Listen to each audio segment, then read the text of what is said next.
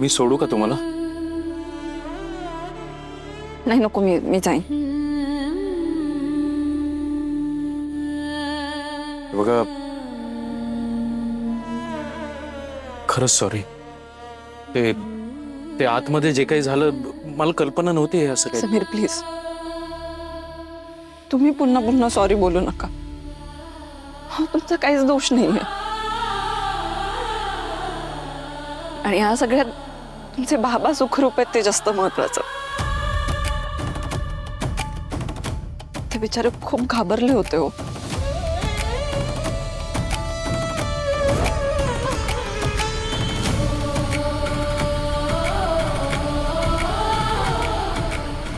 सावकाश सावकाश. नाही नाही, काही नाही, काही नाही, कोणी काही नाही करत. आज तुम्ही माझ्यासाठी जे काही केलंय त्याचं महत्व तुम्हाला कळणार नाही कदाचित. तुमचे हे उपकार मी आयुष्यभर विसरणार नाही. समीर अहो, बाबांना जर आज काही झालं असतं ना तर मी स्वतःला माफ करू शकलो नसतो. मला कल्पनाच करवत नाहीये तुम्ही तिथे नसतात तर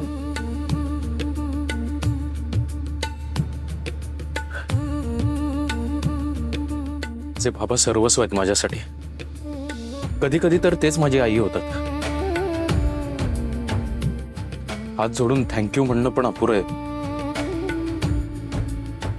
मला स्वतःचीच लाज वाटायला लागली. ज्या व्यक्तीने माझ्या वडिलांना सुखरूप माझ्यापर्यंत पोहोचवलं त्याच व्यक्तीचा माझ्या घरच्यांनी अपमान केला.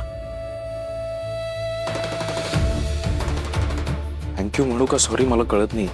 तुम्हाला काहीच बोलायची गरज नाहीये.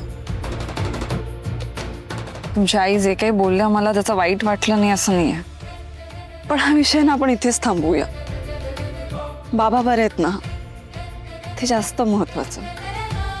तुम्ही प्लीज काळजी घ्या त्यांची. त्यांना परत असं एकटं बाहेर जाऊ देऊ नका. आणि तुम्ही ती चिठ्ठी त्यांच्या खिशात ठेवलीत ते बरं केलं.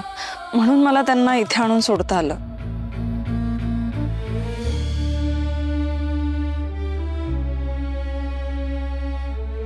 काळजी घ्या बाबांची.